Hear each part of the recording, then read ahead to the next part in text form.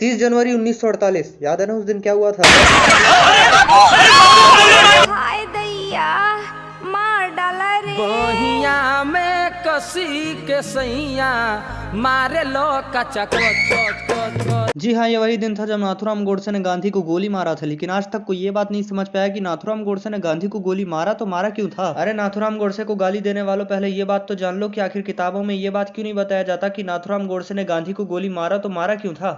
तो जी हाँ, आज इस वीडियो में हम यही बात करेंगे कि आखिर क्यों नाथूराम गोडसे ने गांधी को गोली मारा था। लेकिन वो सब शुरू करने से पहले नाथूराम गोडसे का एक छोटा सा परिचय जान लेते हैं। तो नाथूराम गोडसे का जन्म महाराष्ट्र के पुणे जिले में होता है। नाथूराम गोडसे बचपन से ही देशभक्ति वाले विचारधाराओं के साथ पला बड़ा रहता है। यहाँ तक कि वो हिंदू महासभा और आरएसएस जैसे कई संगठनों में भी शामिल रह चुका है। अब इतना सब तो हो गया, अब हम मेन मुद्दे पर बात करते हैं कि आखिर नाथूराम गोडसे ने गांधी को गोली क्यों मारा था। तो कृपया करके कोई भी गांधी भक्त इस वीडियो को ना देखे, क्योंकि ये उनके लिए नहीं बनाए। तो जब नाथूराम गोडसे ने गांधी का हत्या किया था तो फिर नाथूराम गोडसे को गिरफ्तार करके कोर्ट में लाया गया और कोर्ट में आने के बाद नाथूराम गोडसे ने कुछ ऐसी बात बोला जिसे सुनने के बाद सब लोग हैरान हो गए थे। नाथूराम गोडसे ने कोर्ट में कहा था कि मैंने गांधी की कोई हत्या नहीं किया है, मैंने गांधी का वध किया है। उसका ये कहना था कि जिस भारत ने सदैव अनेकों आक्रमण झेलते हुए भी अपने अस्तित्व को बचाए रखा, उसी पवित्र भारत भूमि का बंटवारा इस गांधी ने कर दिया था। केवल कुछ चंद लोगों के स्वार्थ और खुशी के लिए गांधी ने इस पवित्र भूमि का बंटवारा करा दिया था, जो भारत के इतिहास का सबसे बड़ा कलंक बन के रह गया है। नाथूराम गोडसे ने कोर्ट में कहा था कि जब पाकिस्तान बन गया था तो पाकिस्तान में रहने वाले हिंदुओं पर क्या अत्याचार हुआ ये गांधी कभी नहीं समझ सकते हैं। जब पाकिस्तान बना तो पाकिस्तान में रहने वाले हिंदुओं को भेड़ बकरियों की तरह तलवार से काट दिया गया, महिलाओं का बलात्कार किया गया और छोटी छोटी बच्चियों को वेश्यालयों में बेच दिया गया। अमीर हिंदुओं की संपत्तियों पर जबरदस्ती कब्जा किया गया। यहाँ तक कि कई सारे हिंदुओं का जोर जबरदस्ती से धर्म परिवर्तन कराने का कोशिश किया गया और जिन्होंने धर्म परिवर्तन करने से मना किया उनको जबरदस्ती गाय का मांस खिलाया जाने लगा। ये सब बात गांधी पहले से जानते थे, लेकिन उन्होंने हिंदुओं की सहायता के लिए कुछ नहीं किया था।